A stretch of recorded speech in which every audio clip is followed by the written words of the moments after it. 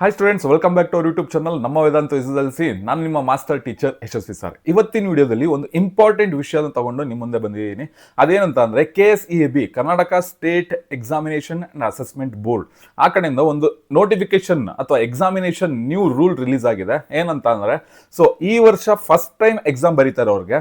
So ಈ ವರ್ಷ 3 exams ಮತ್ತೆ ಮುಂದಿನ ವರ್ಷ 3 ಎಕ್ಸಾಮ್ಸ್. ಸೊ ಟೋಟಲ್ 2 ಇಯರ್ಸ್ ಅಷ್ಟೇ ಪರ್ಮಿಷನ್ ಅಂತೆ ಎಕ್ಸಾಮ್ನ ಕ್ಲಿಯರ್ ಮಾಡ್ಕೊಳ್ಳೋದಕ್ಕೆ. 2 ಇಯರ್ಸ್ ಒಳಗೆ ಎಕ್ಸಾಮ್ ಕ್ಲಿಯರ್ ಮಾಡ್ಕೊಳ್ಳಿಲ್ಲ ಅಂದರೆ 3rd ಇಯರ್ಗೆ ಪರ್ಮಿಷನ್ ಕೊಡಲ್ವಂತೆ. ಸೊ ಈ ನ್ಯೂ ರೂಲ್ಸ್ ಅಪ್ಲೈ ಆಗ್ತಾ ಇರೋದು ಸದ್ಯಕ್ಕೆ ಸೆಕೆಂಡ್ PUC ಅವರಿಗೆ ಮಾತ್ರ. ಸೊ ಇಲ್ಲಿ ಅರ್ಥ ಮಾಡ್ಕೊಬೇಕಾಗಿರೋದು, KSEAB PUCಗೂ ಬೋರ್ಡು, SSLCಗೂ ಬೋರ್ಡು, ಸೊ ಎರಡಕ್ಕೂ ಒಂದೇ ಬೋರ್ಡ್ ಆಗಿರೋದ್ರಿಂದ ಈಗ ಈ ರೂಲ್ಸು PUCಗೆ ಇಂಪ್ಲಿಮೆಂಟ್ ಆಗಿದೆ. ಇದೇ ರೂಲ್ಸು SSLC ಸ್ಟೂಡೆಂಟ್ಸ್ಗೂ ಇಂಪ್ಲಿಮೆಂಟ್ ಆಗೋ ಚಾನ್ಸಸ್ ತುಂಬಾ ಇದೆ. ಆದ್ರೂ ಆಗ್ಬೋದು, ಆಗ್ದಲ್ಲೂ ಇರ್ಬೋದು. ಯಾಕೆ ಅಂತ ಅಂದ್ರೆ ಎರಡಕ್ಕೂ ಒಂದೇ ಬೋರ್ಡ್ ಆಗಿರೋದ್ರಿಂದ.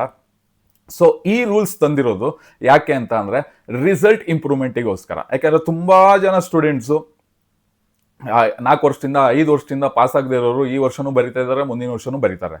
ಸೊ ಅದ್ರಲ್ಲಿ ರಿಸಲ್ಟ್ ಪರ್ಸೆಂಟೇಜ್ ಡಿಕ್ರೀಸ್ ಆಗ್ತಾ ಇದೆ. ಸೊ ರಿಸಲ್ಟ್ ಕ್ವಾಲಿಟಿ ಇಂಪ್ರೂವ್ ಮಾಡೋದಕ್ಕೆ ಈ ರೂಲ್ಸ್ನ ತಂದಿದ್ದಾರೆ. ಸೊ ಅದು ಯಾಕೆ ಅಂತ ನೋಡೋಣ. ಇದು ಒಂದು ನೋಟಿಫಿಕೇಶನ್ದು ಕಾಪಿ. ಸೊ ಇದರಲ್ಲಿ ಏನು ಹೇಳಿದ್ದಾರೆ, ಪ್ರಸ್ತಾವನೆಯಲ್ಲಿ ವಿವರಿಸಿರುವ ಅಂಶಗಳು ಹಿನ್ನೆಲೆಯಲ್ಲಿ ಸರ್ಕಾರದ ಆದೇಶ ಸಂಖ್ಯೆ. ಸೊ ದ್ವಿತೀಯ PUC ಪರೀಕ್ಷೆಯಲ್ಲಿ ಫಲಿತಾಂಶವನ್ನು ಉತ್ತಮಪಡಿಸಿಕೊಳ್ಳಲು ಇಚ್ಛಿಸುವ ರೆಗ್ಯುಲರ್, ಖಾಸಗಿ, ಪುನರಾವರ್ತಿತ ಅಭ್ಯರ್ಥಿಗಳು. ರೆಗ್ಯುಲರ್ ಅಂತ ಅಂದ್ರೆ ಫಸ್ಟ್ ಟೈಮ್ ಈಗ ಅಟೆಂಡ್ ಮಾಡ್ತಾ ಇರೋರು ಎಕ್ಸಾಮ್ನ. ಓಕೆ, ಫಸ್ಟ್ ಟೈಮ್ ಅಟೆಂಡ್ ಮಾಡ್ತಾ ಇರೋರು.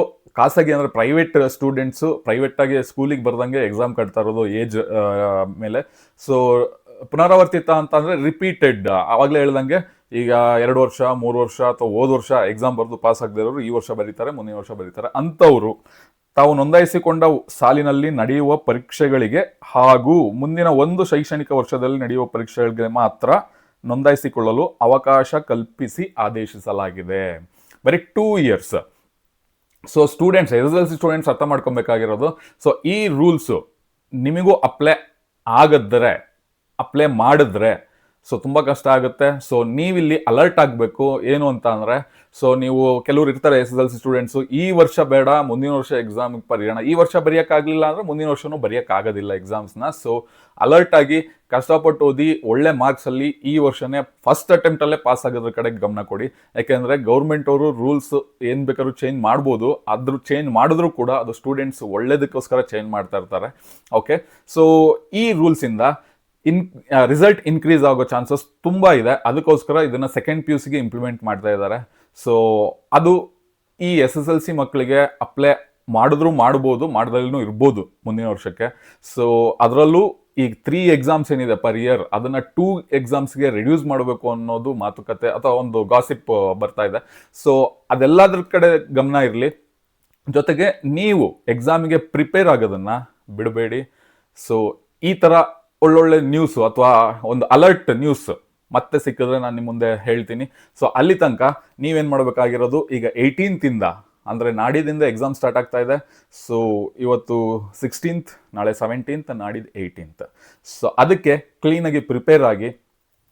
ಸೊ ರೂಲ್ಸ್ ಏನೇ ಬರಲಿ ಅದು ಸ್ಟೂಡೆಂಟ್ಸ್ ಒಳ್ಳೇದಕ್ಕೆ. ಸೊ ಅದ್ರ ಬಗ್ಗೆ ತಲೆ ಕೆಡಿಸ್ಕೋಬೇಡಿ, ಬಟ್ ಅಲರ್ಟ್ ಆಗಿ. ಸೊ ನಿಮ್ಮ ಅಲರ್ಟಿಗೋಸ್ಕರ ಈ ವಿಡಿಯೋ ಮಾಡಿರೋದು. ಸೊ ಇನ್ನು ಮತ್ತೆ ನೆಕ್ಸ್ಟ್ ವಿಡಿಯೋದಲ್ಲಿ ನಿಮ್ಮ ಮುಂದೆ ಸಿಗ್ತೀನಿ. Till then take care, bye ಬಾಯ್.